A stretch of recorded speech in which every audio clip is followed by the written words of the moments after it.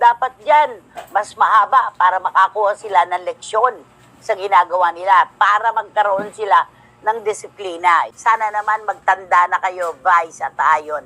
Nadadamay ang mga taong walang kamalay-malay.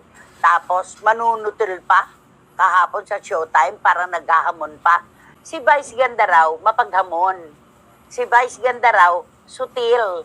No remorse and feeling. Entitled yang si Vice at si Ayon.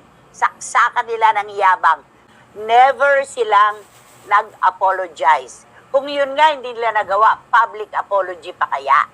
Ang pinag-uusapan po talaga ngayon, kumbaga sa target, nasa gitna, sa YouTube, basta sa social media, sakop nila ang mga pahayagan, lahat ng mga programa, pinag-uusapan po ang 12 araw na suspensyon na ipinataw ng MTRCB sa programang It's Showtime. Tama, Romel? Correct, nanay. Kaya naman talagang tumigil na naman ang mga marites dahil inaalam kung ano-anong mga ito at kung kailan ito magsisimula. Yun ang mga tanong nila ngayon, nanay.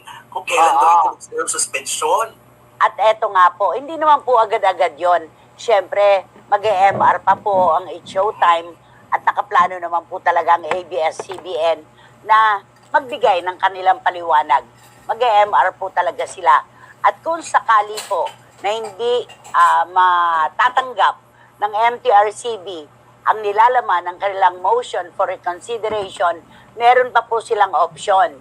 Ang sa Office of the President naman, pagkatapos ng 15 araw na matanggap nila ang pagtanggi ng MTRCB. Ganun po yun. Kaya hindi po agad-agad na off the air ang It's Showtime. Hindi po ganun kadali yun. Pero, eto Romel, ang mahalaga. Bukod po sa 12-day suspension na binigay ng MTRCB dito po sa It's Showtime, marami pa palang ibang kaso na nakasalang sa MTRCB ang programang ito. Alam mo, ito'y nakapag-file na sila ng MR. Nauna lamang na lumabas itong kina Vice Ganda at kay Ayon Perez. Pero sa dami po ng nagre-reklamo at nagpa-file ng kanilang mga complaints sa MTRCB tungkol sa programa, marami pang naiwanan doon. Nakasalang pa. At yan ay hindi po natin alam kung paanong maaaksyonan. Kaya mahalaga na yung mga warning nung una, di ba? Yung mga warning nung una, lalo na yung pagsasalita ni Bong Navarro noong June 3 ng salitang pag-aari ng babae, di ba? Sakop kasi tayo na MTRCB, hindi natin po pwedeng banggitin yung salita na nagsisimula sa letter T, di ba? Yun po ay talagang naroon pa, pati yung iba pa pong pagkakasambit ni Vice Ganda at ng iba pang mga co-hosts na talaga namang nagmarka po sa publiko at inireklamo nga po sila sa MTRCB. Marami pa yun, Romel. So itong 12-day suspension na ito ay umpisa pa lamang. Umpisa pa lamang ito. Ayan na. So, ibig sabihin talaga, mabusisi talaga po ito. Kaya ang tagal nating inantay, almost a month tayo nag-antay ng verdict. Para July nagsimula ito. Dalawang buwan. Dalawang buwan na pala. Dalawang buwan, di ba lahat tayo naghihintay, lahat tayo nakaabang. Matagal. Kasi nga po, nilinaw ng MTRCB na yung mga bagay-bagay na inirereklamo na wala naman pong kinalaman sa batas at sa matinding ipinagbabawal ng kanilang ahensya, pinalalampas na yon. Kumbaga, doon po natin makikita yung pagiging parehas ng MTRCB sa mga programa sa telebisyon. Pero yun talagang hindi na talaga mapalalampas. Kailangan na po talagang mag-issue ng desisyon ng MTRCB bilang leksyon sa mga programa at mga hosts na hindi sumusunod sa kanilang mga alituntunin na inilalatag sa MTRCB. Yun. Di ba? Nakalungkot. So, ang ibig mo sabihin, nanay, kunyari, itong 12 days na to, sa iba pang kaso, iba pa, so, madadagdagan ito kung Hindi pa natin, hindi pinag-iisa yon kung ano yung problema, individual na problema ang dumadaan sa monitoring, adjudication, legal at kay chairman Lala Soto. Yun yon. Hindi pwedeng pag-iisahin. Kasi kung pag-iisahin, paano na? Di parang, eto na nga, kahapon pa lang, binasa na natin yung mga mensahe na tinatanggap natin. Anong 12 araw? Sapat na ba yan? Hindi tama yan. Dapat yan, mas mahaba para makakuha sila ng leksyon sa ginagawa nila, para magkaroon sila ng disiplina. Yun ang natanggap natin kahapon, di ba? Yun. Ang dami-dami po, nagpapasukan na naman po ang mga text messages natin ngayong mga panahong ito, pero mamaya siguro natin mababasa dahil nagtatalakayan pa rin tayo. Ang nakalulungkot lang talaga, no? Dahil suspension po ay para sa programa, para sa noontime show na It's Showtime. Ang gumawa po ng pagkain ay sina Vice Ganda lamang at Ayon Perez. Pero heto, nanakit yung yung maliit na daliri, lahat nadamay. 'Di ba? Lahat nadamay. Nakakaawa po dahil yung mga co-hosts nila, yung miyembro po ng produksyon, lahat po sila ay damay-damay na po dito kung sakali na hindi pakikinggan ng MTRCB ang kanilang motion for reconsideration. Ganun eh. 'Di ba? Nakalulungkot na ang kasalanan na nagawa ng dalawa naging kasalanan ng lahat-lahat. Kumbaga lahat sa ibinigay na damay-damay na. Hindi pwedeng hindi. Yun. Kasi Showtime ang binigyan ng suspension. Hindi naman si Ayon at si Vice Ganda lang. Yun. Di ba? Okay. Eto, mula kay John, yun na nga, Nay, ang nakakalungkot. Kasalanan ng dalawa, naging kasalanan ng lahat. Ano ngayon ang masasabi ni na Vice Ganda at Ayon? Kaya ba nilang sustinihan ang hanap buhay ng mga kasama nila na mawawala kapag talagang natuloy na ang 12-day suspension para sa Showtime? Ano ito? Parang ganon. Anong parang ganon? Talagang yun ang kanyang sinabi. Tapos nanay, ang napapansin pa ng mga tao ngayon nanonood sa kanila, parang casual lang sila na may suspension silang natanggap. Casual na lang sila. Nakita mo yung ginawa kahapon ni Vice Ganda habang kausap si Bong Navarro. Di ba? Na para bang isang biruan lang para sa kanila na kung maganda ang boses, pwede mag-announce ng suspension.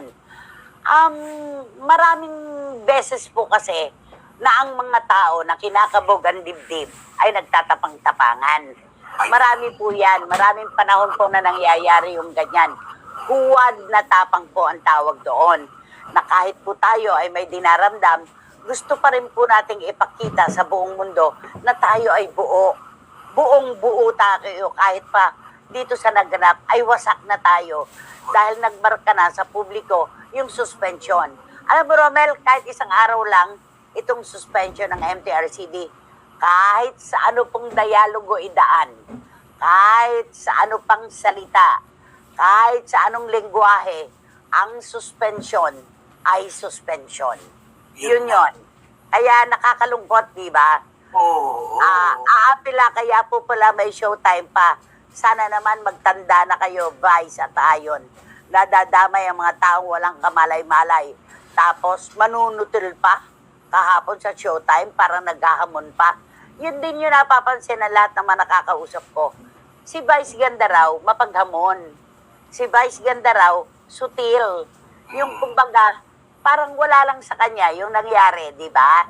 Parang ganon. At yun nga po, ang katapat lamang po sigurong paliwanag dyan, kahit kinakabog na siya ngayon, ay gusto pa rin niya ipakita sa atin na siya ay matapang. Di ba? Mali yun, Romel. Kapag ikay nasasaktan, umaray ka. Kapag ikay nagtatagumpay, sumigaw ka. Ganon yon. Hindi po pwede na yung sakit po ng ating kalooban o ng ating emosyon ay babaligtarin pa po natin at gagawin nating pagyayabang, paghahamon, at pagsusutil. Hindi pwede yun. Mababasa tayo.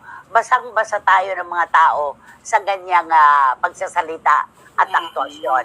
At saka tayo mga Pilipino, likas sa atin pag may problema tayo, harapin natin, pararamdam natin na may problema tayo kasi yun yung dapat huwag tayong magtago na yun nga ang sinabi mo na di ba, huwag tayo nagtatago kasi lalong nagbibisit at naiinis yung mga taong nagbibigay sa iyo ng di ba? At hindi lang yon, Romel, sa ating ating sarili mismo, meron tayong utang na loob.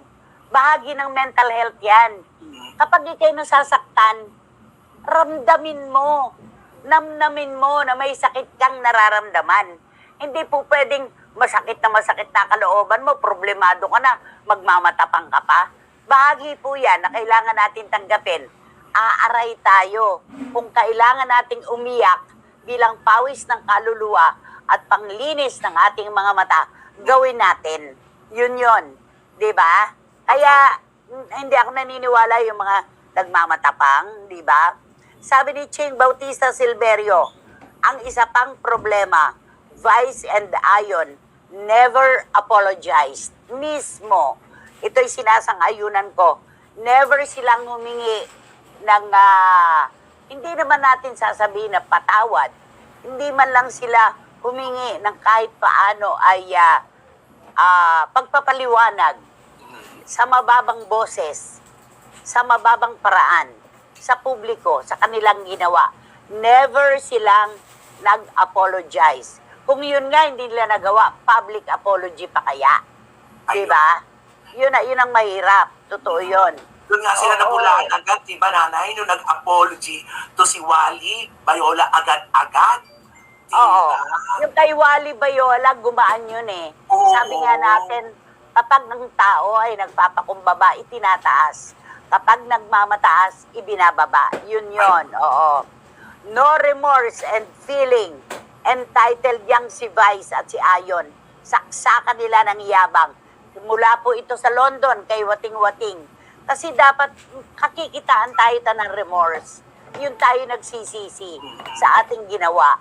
Hindi man natin matanggap ito ng buong buo ay kailangan nating iparamdam sa manonood na may ginawa tayong palso. At saan ba nanggaling itong suspension na ito ng MTRCB? Sa pamunuan ba ng ahensya? Kung wala silang ginawa, walang suspensyon. Yun lamang yun, di ba? Ang pinapakita lang nila na sa mga kilos nila, parang pinaparamdam nila na wala silang nagawang mali. Ipagpalagay na, sige. Yun. Ipamarali nila na wala silang ginawang mali. Kahit pa ang alam naman nila ay meron, hindi sila panalo sa laban na ito. Hinding-hindi. Kaya hindi ako naniniwalang nagdaranas si Vice ng depression at anxiety. Malayo sa inuugali niya ngayon. Yung, alam mo, Tita Julie, para salamat sa komento mo. Sinabi ng kaibigan kong abogado yan, na hindi raw nagsasuffer si Vice sa anxiety at saka sa stress at sa kung ano-ano pang depression. Yun daw ay panlabas lamang. Pag hinalukay daw natin ang panloob, nando ng lahat-lahat magkakasama, magkakabuhol.